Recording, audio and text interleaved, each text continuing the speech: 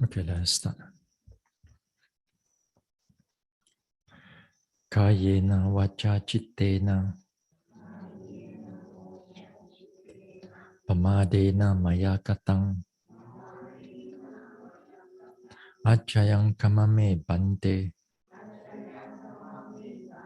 buri panya tata kata Kayena vacha chittena pamadena maya katang achayang kamame dhamma sanditika akalika Kayena vacha chittena pamadena maya katang achayang kamame sangha supatipanna anuttara sadhu. Namo tassa bhagavato arahato samma sambuddhassa.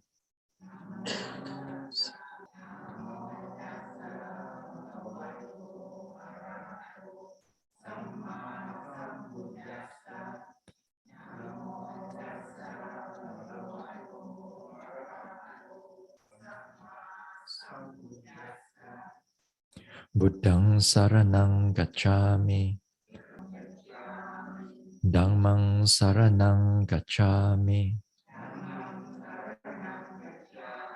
Sanghang saranang gacchami.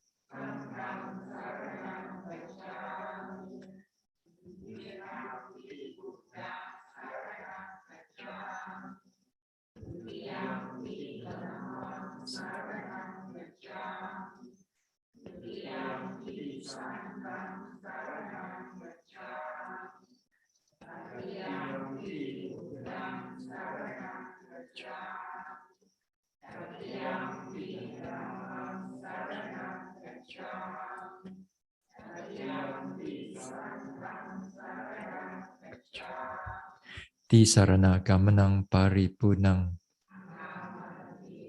panatipata veramani sikkhapadang samadhiyami.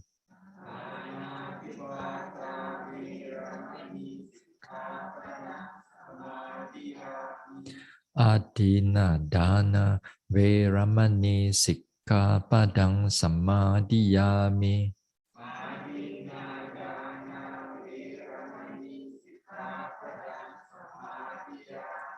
Abrahmacharya veramani sikkhapadang samadhiyami.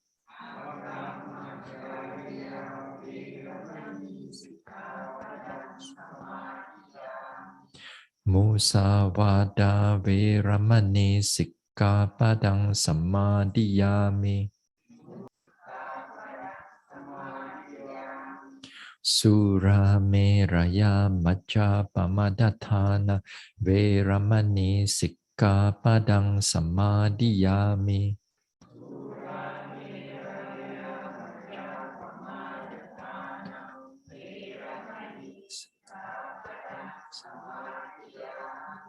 Vikala bhojana veramani sikkhapadang samadhiyami.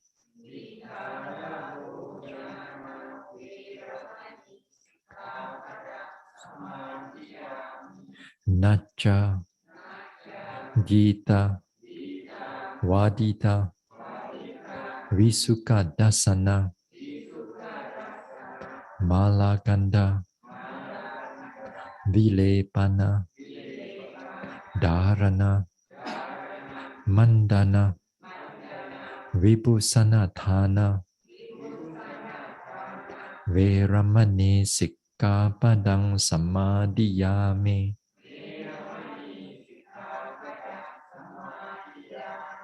Uchasayana Mahasayana Veramani sikkhapadang samadhiyami.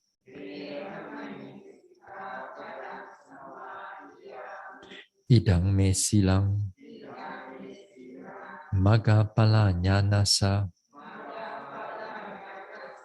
Pachayo Hotu Appamadena Sampadeta Sa. All right. Now tonight we'll start off with a guided on Upeka, equanimity, one of the 4 Brahma Viharas, the last one. Now doing this equanimity, then the mind learn to be stable, not excited, not go into thoughts, but stabilize in the middle with understanding and wisdom. All right, let us start.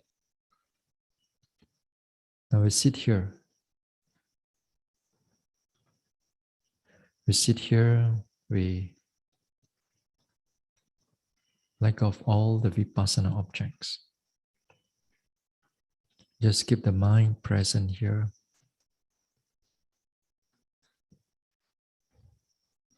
Keep the mind free, calm and peaceful. Let the body relax. Relax from top of the head. Any tension, fatigue, tiredness, we let it all go. From top of the head, then the forehead, the face.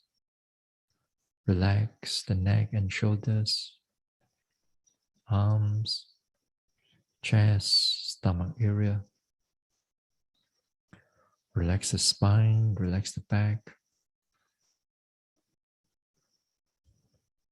Relax the buttocks, hips, thighs.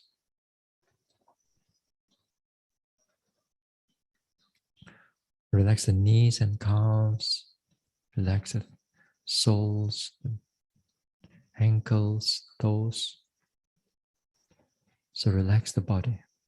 Keep the mind calm and alert. I am the owner of my own karma. I am the owner of my own karma.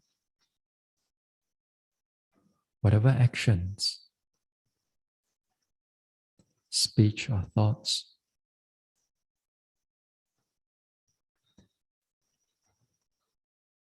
then all these actions, all these intentional actions, speech or thoughts, give rise to resultant. Happy resultant or unpleasant resultant.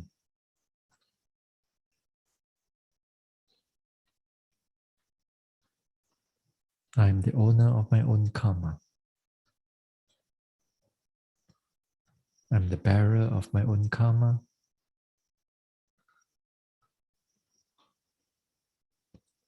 Karma is my closest relative.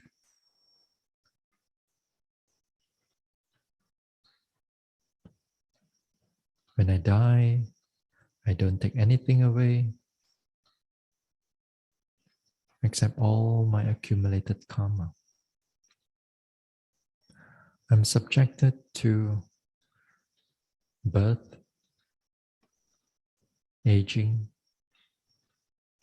sickness and death. I'm subjected to birth, aging, sickness and death.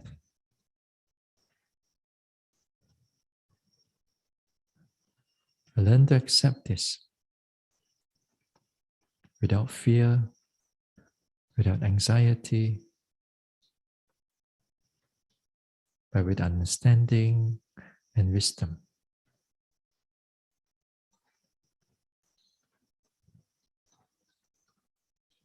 I am the owner of my own karma.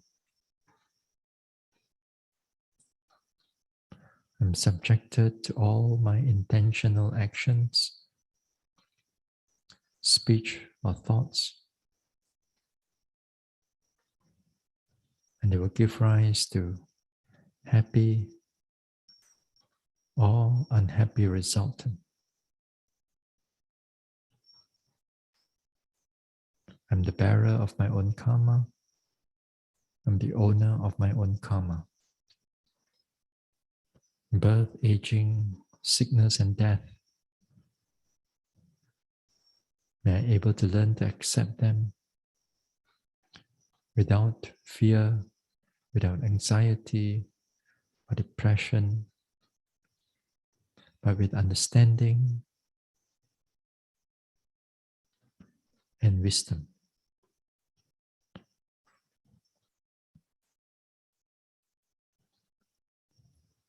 Now let us expand. Let us expand our equanimity. Let us expand our equanimity to all the monks and nuns, fellow yogis here, to all the Dharma helpers, Dharma workers, volunteers, to all the donors, sponsors, to all the guardian devas of this center, to all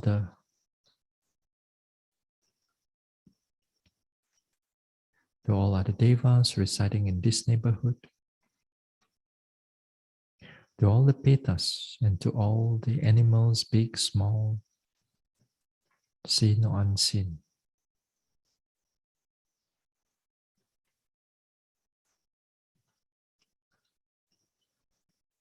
They are all subjected to their own karma. They are the bearers of their own karma. They are the owners of their own karma. Whatever intentional action, speech, or thoughts, wholesome or unwholesome, then they will bear with the resultant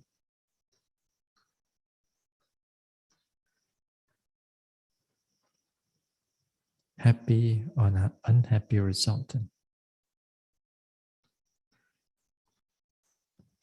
All of them here, all of us here are subjected to our karma. We are the owners of our own karma.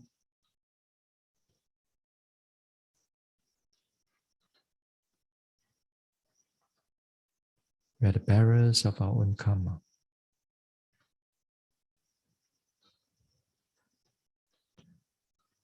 And all of us subjected to aging, to birth, aging,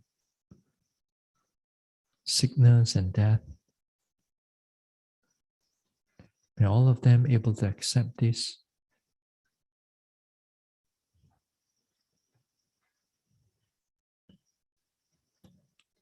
May all able to accept the truth.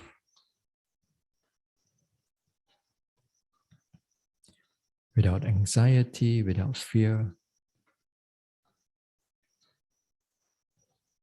but with understanding and wisdom.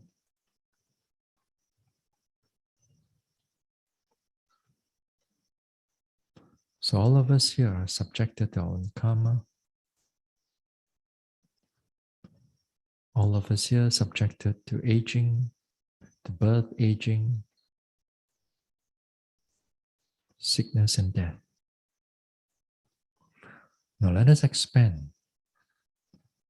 Let us expand the equanimity, reaching out to all the beings in this country, humans and non-humans, devas or petas,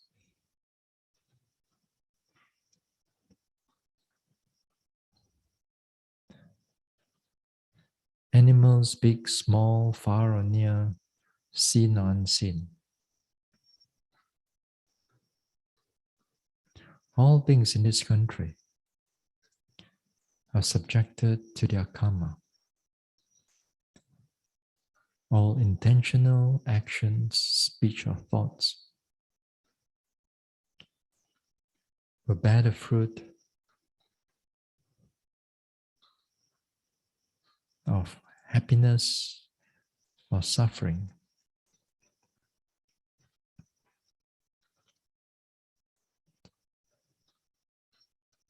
All beings are subjected to aging, to birth, aging, sickness, and death. May all of them able to accept the truth. May all of them able to accept the truth of life without falling into fear or sadness or anxiety, and able to accept it with wisdom and understanding. All beings in this country are owners of their own karma.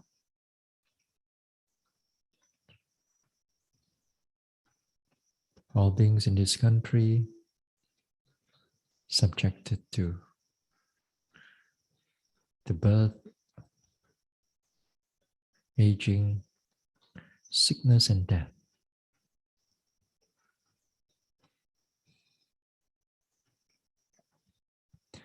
Now let us expand. Let us expand our equanimity to all the beings in this world, humans or non-humans. May they be our loved ones near or far away. May they be those people whom we do not know, or to those whom we dislike or those who dislike us. To all the guardian devas of the Buddha Sasana, to all other devas residing in this world, and to all the petas, to all the animals, big, small, far or near, seen or unseen. All beings in this world are owners of their own karma.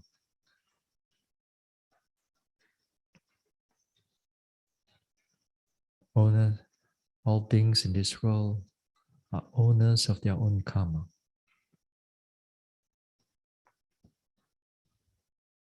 Whatever wholesome actions, speech, or thoughts will give rise to happiness. Whatever unwholesome action, speech, or thoughts will give rise to suffering. All beings are the owners of their own karma.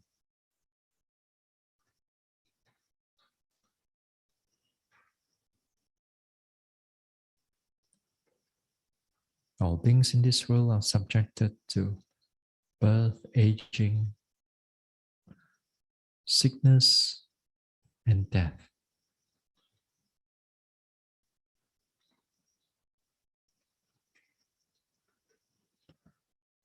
May they all able to accept the truth without anger, without fear, without sadness, but with understanding and wisdom.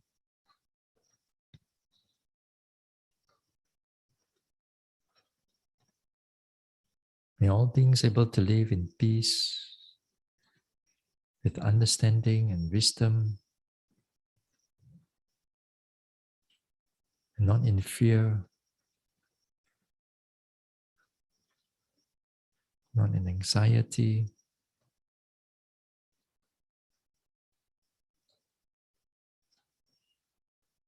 All beings in this world are subjected to their karma, subjected to aging, to birth, aging, sickness, and death.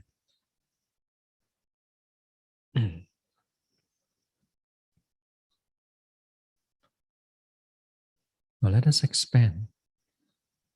Reach out the equanimity to all beings without exception. Reaching out to all beings without exception.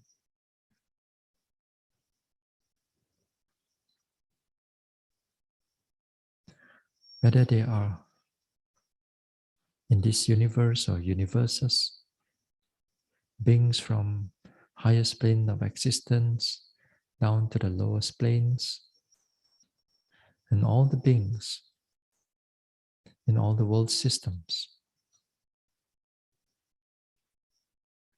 All beings without exception. They are the owners of their own karma. Karma is their closest relative.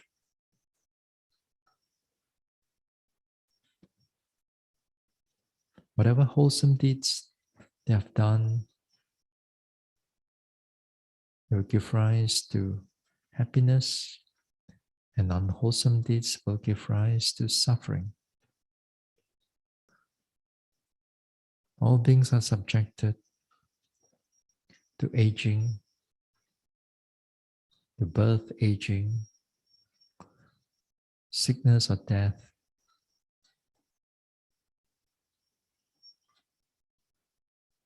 Are subjected to this truth.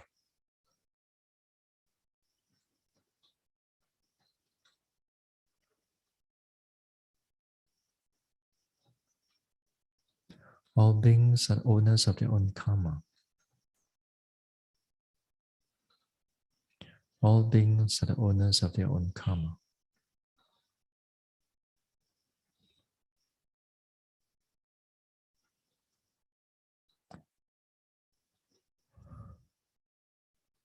You slowly let go. Let go of the reflection. Bring the mind back again to the body to feel the rise and fall of the abdomen. Feel the sensation.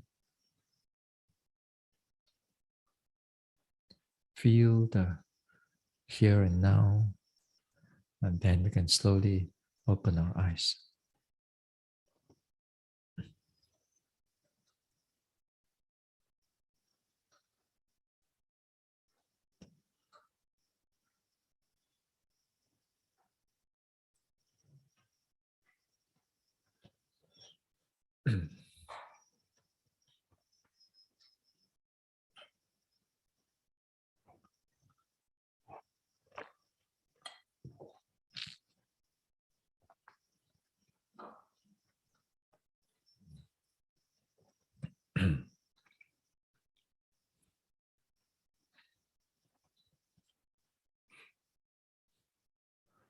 All right. So, yesterday we talked about the conditions where concentration will be helpful in the sense of development of samatha meditation. If it's properly able to develop, then you can able to switch it over to vipassana. Then it will be excellent, but it's not that easy. So as I mentioned that you must have the time to practice. Then you must have the right teacher to guide you. You must be able to progress, the third thing. Then when you progress, whether it's jhana or not jhana, as long as you progress something, then the fourth one, to switch it over to vipassana. So it's not as easy as you think it is. Yeah? It is not simple. It looks simple, it sounds simple, but it is not. Yeah? For most people, is that even they can progress, but the switching is not easy. Yeah? Switching, you've got to make a lot of effort because this is changing a stream of the mind, how you pay attention to an object. Yeah? Yeah. Now, tonight we'll look into another area where one has to be skillful in picking up objects. Yeah? In the samatha, also they got usually they have a title called skillful in the signs. Skillful in the signs, SIGN, sign. They use the word sign as nimitta here because in the samatha there are various types of objects. There's so many types of object. That object can be in breath, out breath, can be metta, can be upekkha, can be this, can be that, can be what else? So many different things. And then not only that, then if you take up an object, some object comes with mind-created object, some doesn't come with mind-created object. Nimitta, usually use the word nimitta for that. But nimitta has a wider understanding, not just only mind-created object. So that area is a big area that we can talk about if you are a samatha yogi. But since we are not a samatha yogi, then we leave those things aside. We leave those things aside because what is more important is that you must be skillful in picking up the vipassana objects. If you're not skillful in taking up vipassana object, then you're going to have a hard time do this vipassana development. There are various types of objects in vipassana. And not only various objects, but the various characteristic of the object.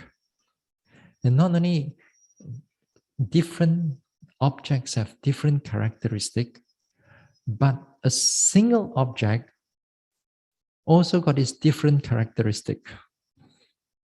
Yeah.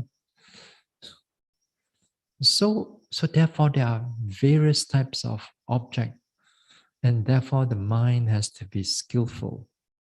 You don't have to know all of them. You don't have to know all of them. And because if you want to be skillful in all of them and sekali you want to start like that, then it's impossible for you to start off with vipassana. Yeah? Skillful in an object means that in the beginning of a practice, a yogi must be skillful in a number of objects. More simple objects, and not too complicated objects. Because for a beginner, this is something you need object for the mindfulness to arise, and the mindfulness to arise, for the concentration to arise, for everything to arise. If you do not know how to take up these objects or to hold these objects, then you cannot do this meditation, this vipassana. Now, in the beginning, you must learn to take up what is called the primary object. Then you also learn to know what is the secondary object also.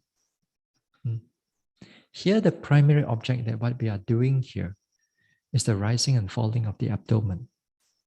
Okay? The rising and falling of the abdomen. Then we have the secondary objects. Secondary objects like sitting and touching, like the pain, like the thinking, like the itchiness, like the heat, like the cold, all other objects, we fall it under secondary objects. Now a yogi must be skillful in both areas. Primary, that you must be skillful, and also you must be skillful in the secondary objects too. This is for the sitting. For the walking, also the same thing. There's a primary object, then there's a secondary object. So what are the primary objects of the walking? The primary object of the walking is at the feet area or sometimes the sole area.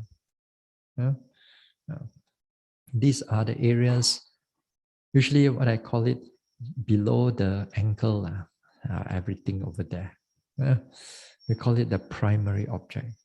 Anything above the ankle, secondary object.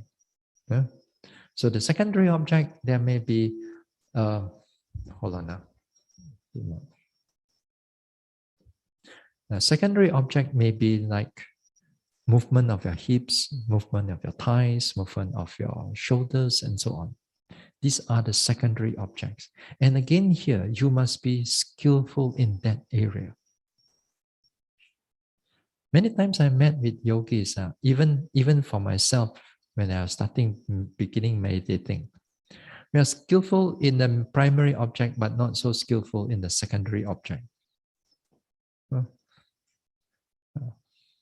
Especially in the walking. A lot of times you are skillful in the lifting, pushing, dropping, right step, left step. Then after that, if right step, left step, lifting, pushing, dropping not clear, what are we going to do? Just walk and let the mind run. That's what I do, because we are not so skillful in the other objects of the meditation. So if in the beginning itself, you are not familiar with this type of objects, then there's always will be staggered practice. That means the primary object is clear to you. Then when things are not clear, then what are you going to do? Wait for the primary object to come in. Then one part of your time disappear. You cannot do anything. Then you wait for, oh yes, rising, falling, come back again. Then only you start noting again. And with that can be a problem. Then the whole mindfulness is not continuous. So therefore, a yogi has to be, in the beginning part, a yogi has to be skillful in both of this area. And also, we are not even touching on the daily activities. This is, again, is an area that a yogi must be skillful also. Now, skillfulness means that you must learn how to take up the object. And also, what are the conditions that to set up the mind so that the object is clear to you. If you do not know how to make the mind clear, then the object will always be blurry, nothing much. Now, all these things are called skills. These are all the multiple skills that you need to have in order for the objects to become clear. And also, therefore, when the object is clear, then also the mindfulness is continuous. This both area we need to develop them. So again and again, in other Dhamma talks, in the past Dhamma talks, in the beginning part of the Dhamma talk, I taught again and again that a yogi must learn how to able to note the objects clearly. Like for example, in the walking meditation, that first phase, second phase, third phase, or whatever phase that you want to do, as long as your mind is alert, as your mind is able to follow the objects clearly. And some yogis, sometimes they don't really listen to the instruction. They straight away, like for example, in the walking meditation, straight away they go very slow already. And the whole walking, they go super slow. There's no such thing as relaxing the body. So because of that, many yogis get problems with development of the walking meditation. Cannot develop. Objects are not clear. Over time, you do like that. When the walking meditation cannot develop, you will give up on the walking meditation. You will give up in the sense that just walk, just walk. And then after that, immediately they want to go and sit. Because to them, sitting is more important than the walking. So because of that, then the sitting doesn't improve.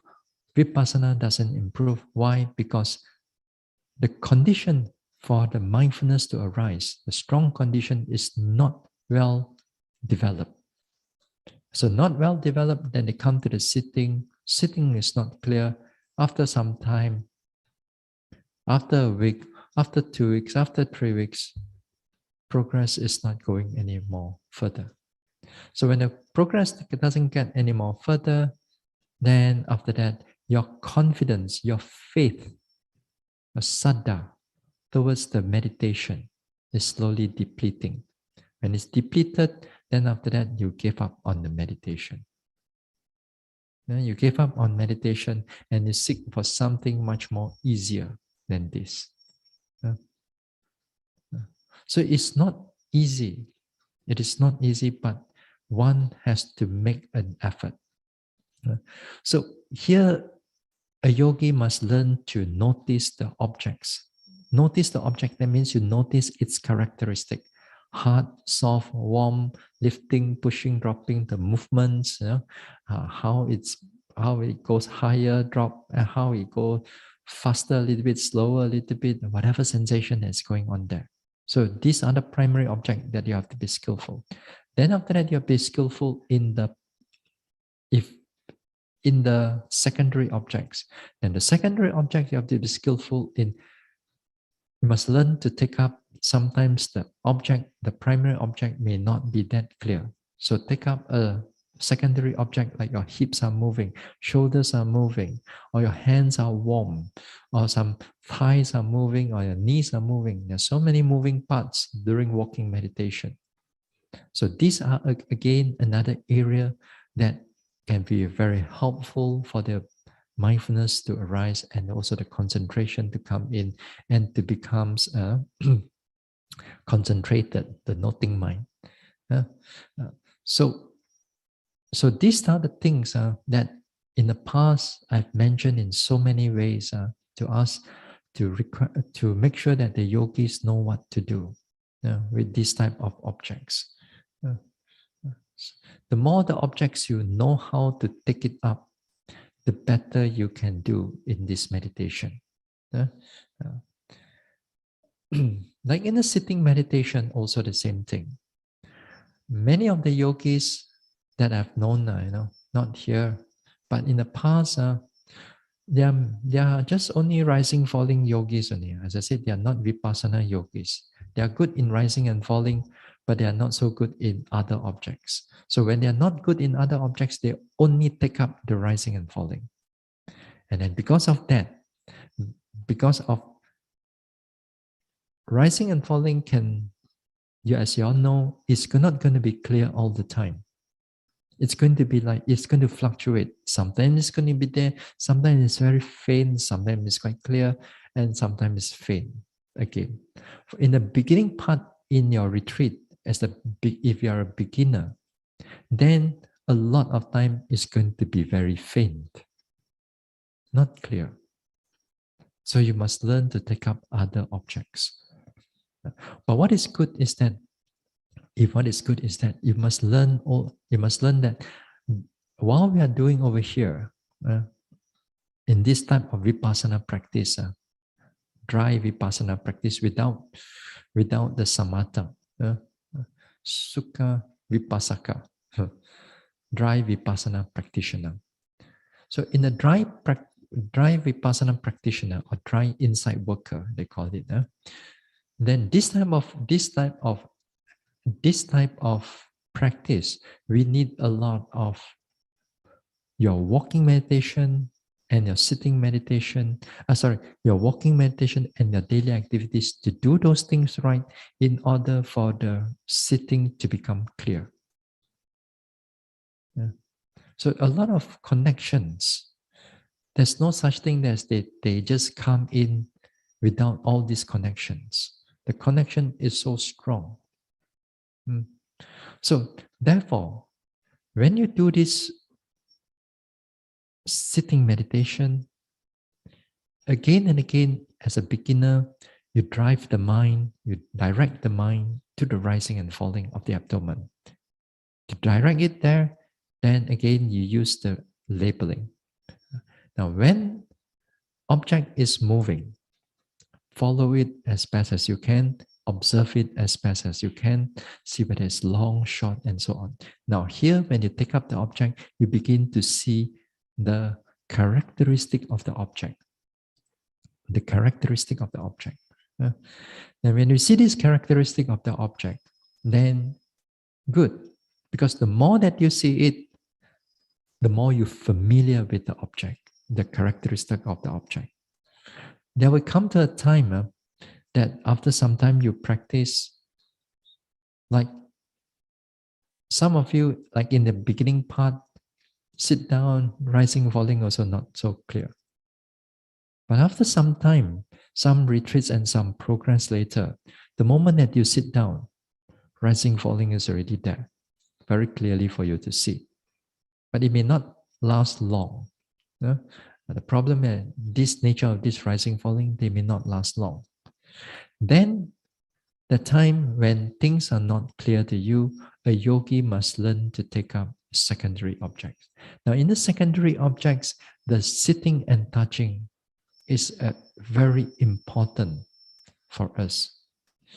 It's so important for us that, as I said, the sitting and touching, you can able to learn up. And then in the beginning part, when you learn to do this sitting and touching, it's like learning how to take up the object from this object to the next object to the next object to the next object. Then you notice these sitting and touching objects. Well and good. But then later part, when as you develop further, skillfulness in picking up this object, we applied it into when we are drowsy, or applied it when we are in a lot of agitation of the mind. So we applied the objects, the way of how to note an object to overcome certain hindrances of our mind. And it's very helpful. And many of all these things, I have already spoken about it in the past. How we note it a bit faster, how we note it a bit slower. And they can become very helpful. They can become very helpful to keep the mind alert. So again here, these are skills of taking up the meditation objects. Many times, what I imparted in the past talks, since in the beginning, from this one, from beginning of the Vasa, we talk about different ways of how to note objects. So many different ways. We cannot even cram it in one talk. But what I'm saying that all these things that you learn it up again and again, you tried it, it become part of your understanding and part of your growth. Because in the future, you're going to need these skills again and again. Every retreat that you're going to come, you need to overcome them. For example, if the sleepiness come in, you think this retreat only are sleepy. You think in the future retreat no sleepiness anymore. Yeah. So in other words, you have to use the skills to overcome them. The agitation of the mind, again, you have to learn to know how to use them. So many ways. So all these things are that the more you train, the more you become aware of the nature of the thinking mind, the agitation mind, restless mind, sometimes memories, sometimes planning, and so on. You begin to become familiar with them. And then the more that you are familiar with these objects, then the more mindfulness become continuous. Then that time it doesn't fall into unmindfulness, doesn't fall too much into the thinking or planning, or too much into the emotional states and so on. So these are important. These are really important. Perhaps, I know in the past, when I went to different retreats and so on. All more or less, people teach, a lot of teachers, not all teachers, but number of teachers only teach how to note rising, falling, and here. Then after that, all the Dhamma talk is on theory. Everything theory sometimes may not be so relevant to the yogi, although it's still Dhamma, but sometimes may not be so relevant to the yogis. So again, here sometimes when I go to went to these type of places, well, it doesn't gain much. But we respect them for whatever they're teaching. But for myself, I don't gain much. So with this type of not getting it now, so I tried here and there. Try. Yeah. Therefore, here some of the skills are that you must learn to take it up. Yeah. Especially how to notice all the characteristic of the object in the beginning. You must learn how to notice the pain. Again, sometimes noting or explaining how to note the pain. I think for this retreat, I talk about it just on the pain alone. Talk about whole talk, 1.5 talk. I continue tomorrow again. Yeah. Just on pain only. Yeah. Because before even you note the pain, a lot of us have a wrong conception of what pain is, what you should do with the pain. Again, here, so many finer things that we can able to look into it. So you got to learn to take up all these type of objects. So this is one area for beginner. And it's already a wide area to cover. It's a wide area to cover. It's just only for beginners, this area.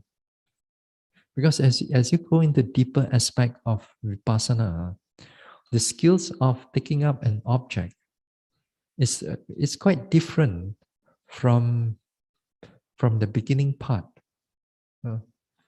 Because it may come to a time that your rising and falling is not rising and falling anymore.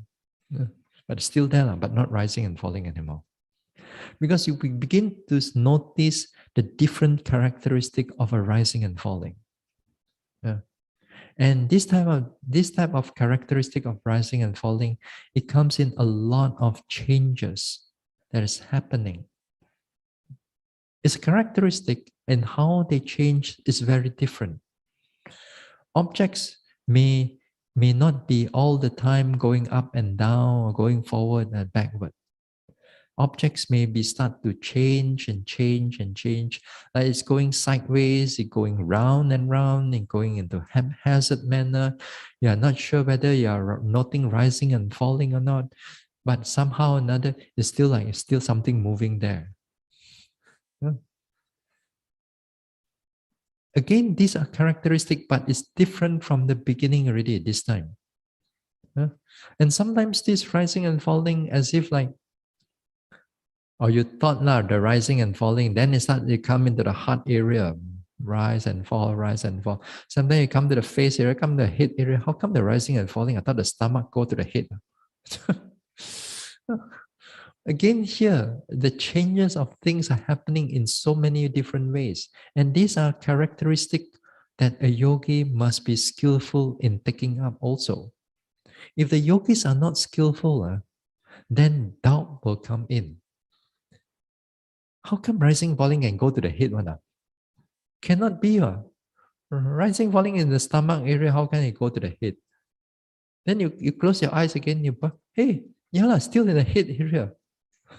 Then after that, all your doubt and everything comes in and then you're not sure, am I noting it right or am I noting it wrong? In other words, you're still not skillful in taking up those objects. You're still doubting of the objects because you're not familiar with the objects. In other words, when you're not familiar with it, your mindfulness gets disturbed. Your progress gets disturbed just because you're not familiar with this type of object is happening. Sometimes you notice objects that keep on turning and turning and turning. Then you open up the eyes, you try to look. No, object rising and falling is still there. But the moment you close your eyes, it's turning and turning and turning again. Then so who is right? You are right, or the object is right. The problem is that we love our thinking a lot. We love our comfort zone. When we love our comfort zone, new characteristics are coming in connected to the rising and falling, but you're not comfortable of taking it up. That means you're not skillful in that sense. Yeah. There's always a reluctancy of taking up objects. Yeah. So, in other words, you must learn, as I said many times, you must learn to trust your noting mind. You must learn to trust your mindfulness rather than trust your thinking. Because your thinking, and sometimes we apply our book knowledge into it, a lot of our experiences will become very narrow or not that. The real experience will be narrowed or covered up by our with so-called book knowledge, theory, and so on. So you must learn to let it go and learn to pay attention to all your objects. The more that you're familiar with it, the more that you are familiar with this type of object, then anytime that or anytime it comes up during the sitting, it's perfectly all right. You feel comfortable with it and you are able to notice what is going on. And many times in the sitting or walking, there may be new ways of how object is going to be presented to you that you have not seen before. Sometimes as you walk, how come the leg can shake one? Start moving a little bit, vibrating a little bit. You're not familiar with it. Again, sometimes some yogis, they stop the whole thing from moving this one. No, if just a little bit of movement, vibration there, then it's okay. It's perfectly all right. But some yogis are not comfortable with this type of things. So because why? Again, not skillful. Not skillful in taking up the objects. So again and again, as a yogi keep on trying, notice all these things, then if it happens again and again, your mindfulness just stay with it, your noting mind stays with it. Very quickly, the whole mind gets concentrated. So too, like sometimes as you go into a number of more and more retreats, more and more progress, sometimes before the sitting and just before the sitting or immediately during the sitting, there's a change in the concentration. Before the sitting, you are just slowly going down and everything. The moment you sit down, everything ready, boom, everything come in already. You can see the noting mind is all concentrated and begin to notice all the objects already. You can feel sometimes the concentration is coming in, gets concentrated, gets mindful, gets cleared. Everything becomes real. Everything can become balanced and sharp and penetrative.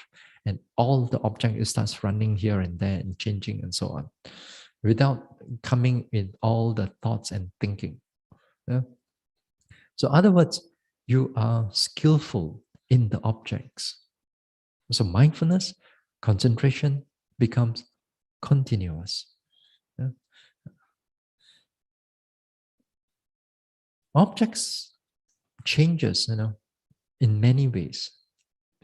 Sometimes, even like you doing your sitting and touching, or doing rising, falling, or doing walking, then suddenly you walk. You feel that as if like You're not noting from this body, but as if like you're noting from outside. How come you can see yourself? As if like you're sitting here, but the noting mind as if it's on the outside, looking inside. Then it says, there's something wrong. I think I chow for yak more already, something wrong. But again here, you're not familiar with it. Again here, sometimes this thing happen. Then when this type of way of noting happen, we sense that we as if like our spirit is coming out, our soul is coming out, whatever nonsense is coming out, that out of mind and body experiences, that what you read so much nowadays. Uh, This is no. This is just the nature of the mind only.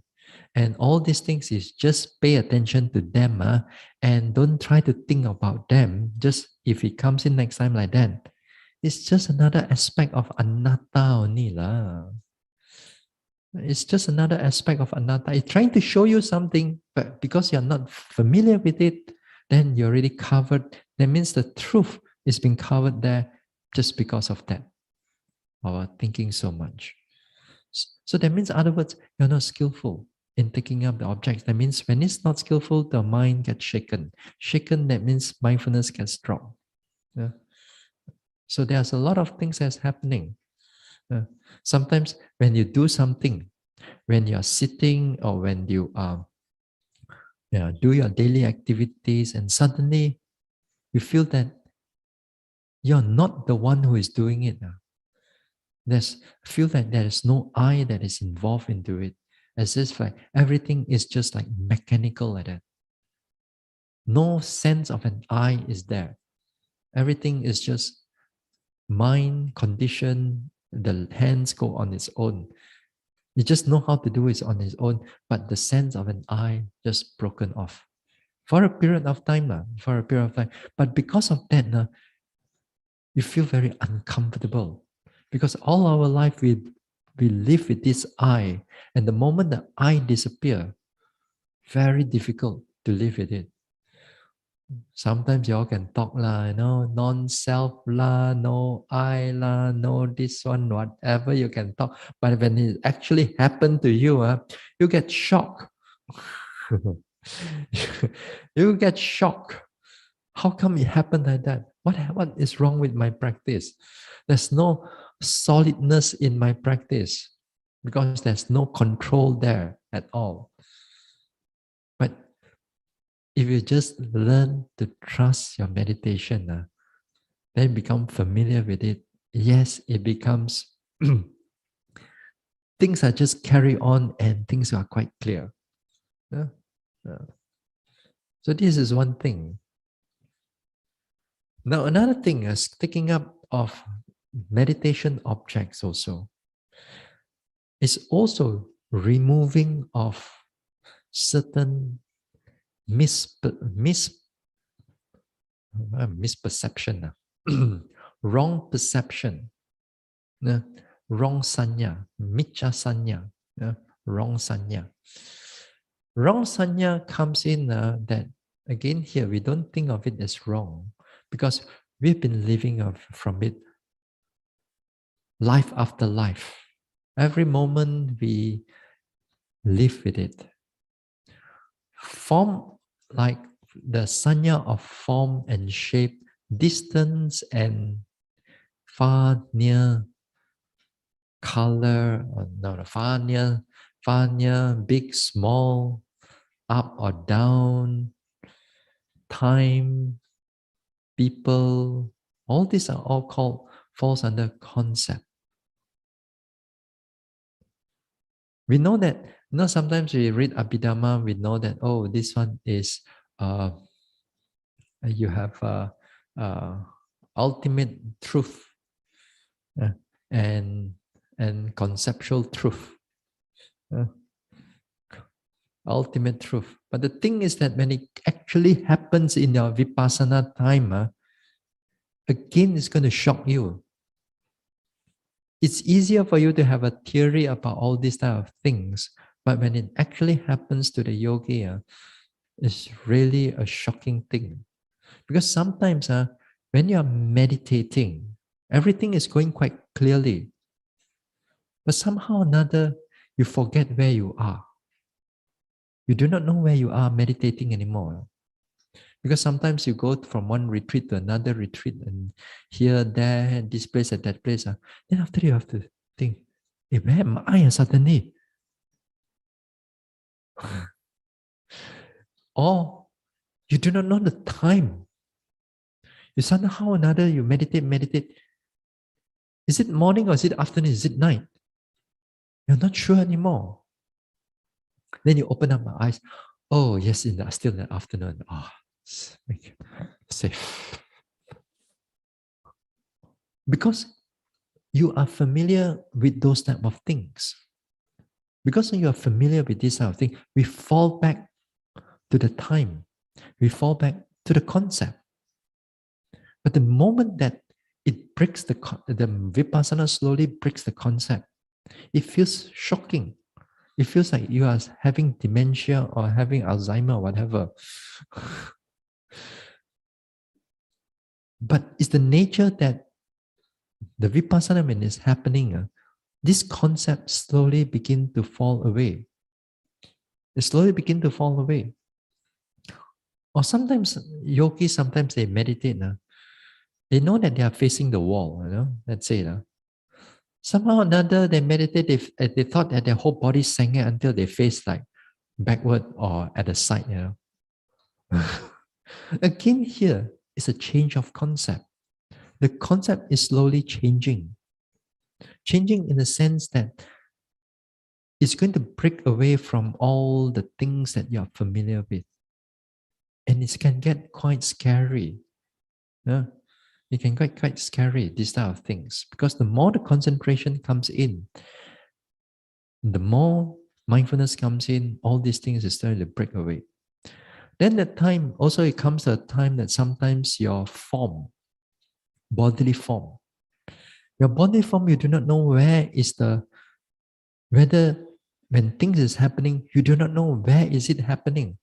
Last time, in the beginning part, the pain come in. Where is the pain? The pain at the left buttock, directly at that particular point. You know exactly.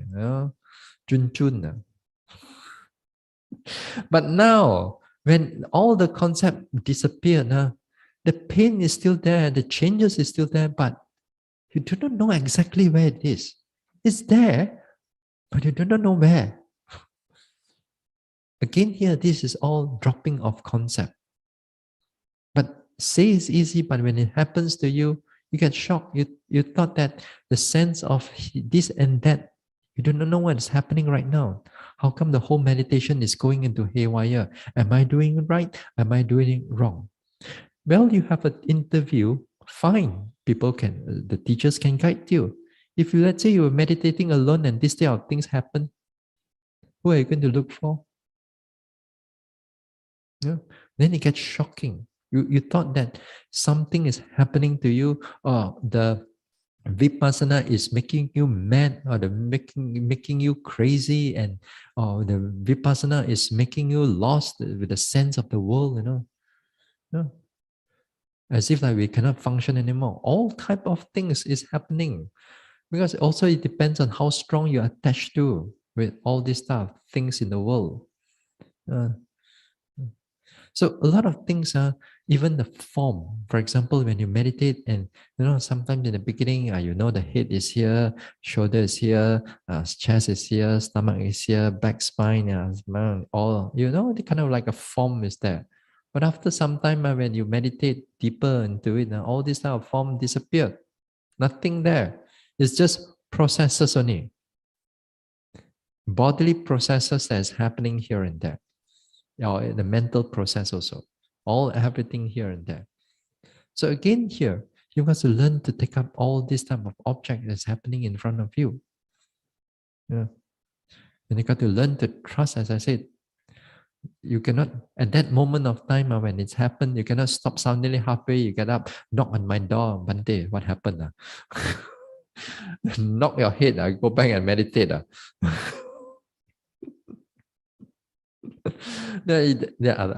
Once in a blue moon, yogis get really shocked about this type of thing. But actually, you don't have to go in this thing. At that time, if this type of things happen to you in whatever way, shocking way, just pay attention to it directly as they are, not as what you think it should be. Uh, there will be times also, not only just this type of things happen. Then there'll be times also objects that's going to come in many times at one go, many objects at one go. You know? For example, like you know your pain. You know? And in the beginning part, there's one taiko only, one big pain only. You cannot run away from it. The taiko is there. You better stay with it. You cannot run to all the other objects. But next time, and sometimes not next time. In other times, as you develop further, sometimes you notice that there are 3 or 4 pain come together, and they may come in slightly different intensity. Sometimes stronger intensity. Sometimes maybe there's numb pain here. There's a pressure pain there. There's a pulling pain there. All sekali datang, and they come in different intensity. And yet, your mind can able to notice them at one go. And again here, when it happens in this way, again here, when it presented to you in this way, you must learn to take up in that particular way. Don't go in again, fall back into your study that the mind can only take one object at one time. All those things you put aside. Let it show you whatever that is being presented to you over there. Trust your mindfulness rather than trust your theory.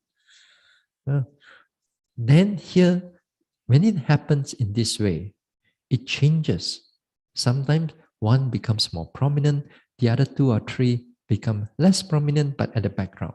Then after that, again, the other one becomes prominent. Then the other 2 or 3 goes into the background.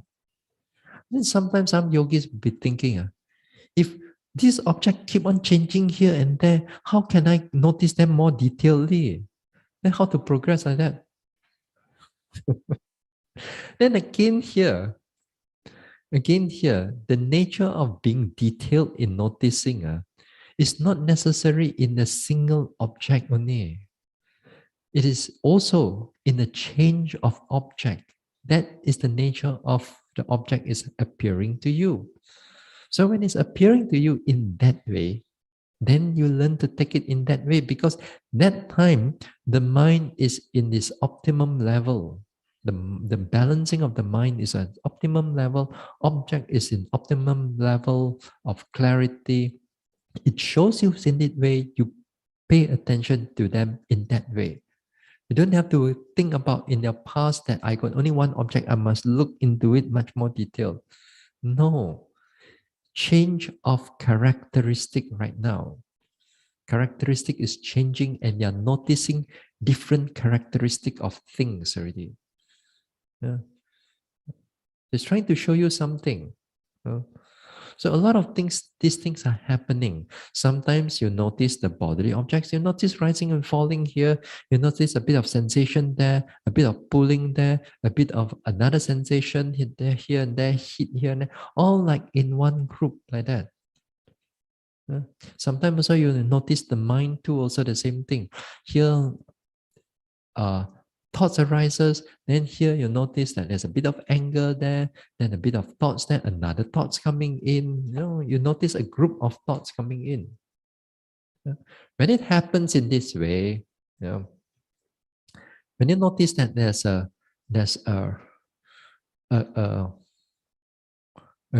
different pain that's coming in, different objects are coming, different bodily objects coming in, you're noticing what we called the fourth foundation of mindfulness, Dhammanupassana. And inside the Dhammanupassana, there is a 5 aggregates. Under the 5 aggregates. And in the 5 aggregate, what does it mean by aggregates? Aggregates mean group, one group. A group of bodily objects, a group of feelings object. So right now, it's being presented in this way. So you are noticing a different group of things that are arising. That means if a multiple of pain that's coming in at one group, then pay attention to it. You won't go mad.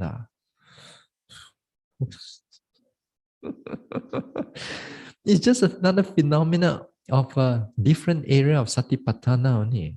It's just that a lot of times, of course, we don't go and talk about it so much, It's just that if in theory, next time, if you happen to notice it in this way, then at least you don't feel you're out of the water. You're still within the 4 foundation of mindfulness. Exactly there. So pay attention to all these type of things. You pay attention to this type of things. Now, there will be times these type of objects even go, the characteristics even go even deeper. And deeper in the come to a sense that it is like arising and passing away moment after moment, moment after moment.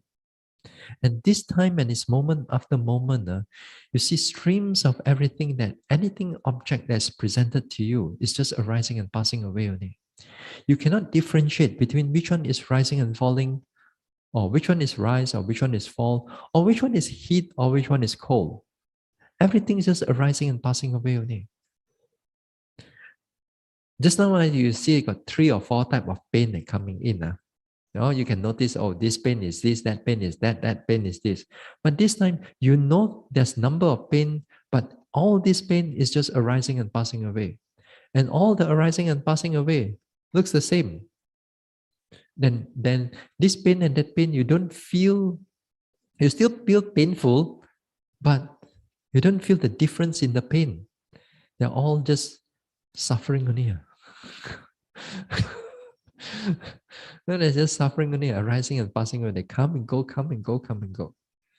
They even come here to the mind also. When you notice the state of mind also, it's all arising and passing away only. Moment after moment after moment. You don't know even which thought coming in, but you know that the mind is passing through. Not only itself that you can notice the thoughts, you can notice the noting mind itself. Noting the noting mind. Boleh? It sees the mind that notes itself. That means it sees the arising and passing away of all the consciousness or the mind and everything. And then that time, you don't even can differentiate which one is mind and which one is body.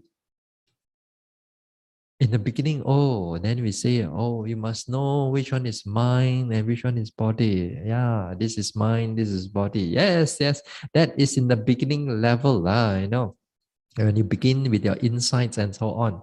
But in the deeper insights, no. In the deeper insights, even you think about body is already concept. You think about which mind that you are looking at, concept also. That means, other words, it's just process of arising and passing away, everything. And you, as I said, you don't even realize that which one is mind and which one is body. Once in a while, you still may be able to feel, perhaps, sometimes certain sensations are stronger. You feel the sensation and also you feel the arising and passing away also. Yes, sometimes yes. But sometimes you don't even feel which one is rising and passing away. Or which one is mind or body. Everything is just arising and passing away only. So you get shocked. To some people, how come in the beginning part I can know all these type of things, but in the later part, all these type of things is all not there anymore. All the differentiation not there anymore. Because again, as I said, skillfulness in taking up the object is very important. Learn to be aware of this type of different characteristics that's going to come into your meditation. Not just this rise and fall only. This is not samatha. Samatha, you take up one object, then well and good, then it goes into a different level. Whereas vipassana, there's different objects. Within the different objects, there's different object, and each and different object, they have their own individual characteristic. Yeah? Hard or soft or rise or move. Then after that, within a single object, let's say within a heat, then inside there, there's a changes, then there's a rising and passing away. Another different types of object that's going to be there. So when everything you combine together, it's very complicated. So other words, next time, no matter how the object is presented to you, pay attention to them as clear as you can. Note them and note them and note them. Yeah. Do the walking, do the sitting as best as you can. Then the progress as it comes in, different ways the object is presenting to you at that moment. You take it up. The more that you learn to take it up, the more you're familiar with it. Next time when it happens to you in this retreat or in future retreats, then the mind is so much more settled. In other words, the progress can go on very fast until enlightenment take place. Even enlightenment take place, it's got their own way also.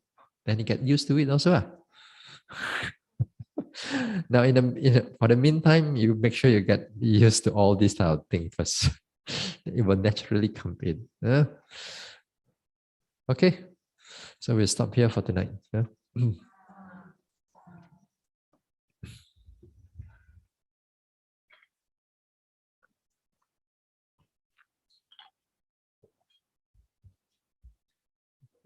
Continue the talk on Thursday. Tomorrow, no talk. Okay, we share merits. Idang me bawanang nibbanasa pachayo hotu. May my mental cultivation be a condition for the realization of Nibbana. Imang no punya bagang sabba satanang dema. We share these merits with our departed ones, with all beings and all the devas. Sabbe satta sukhi hontu anumodantu. May all beings be happy. May they rejoice in these merits. Sadhu. Sadhu.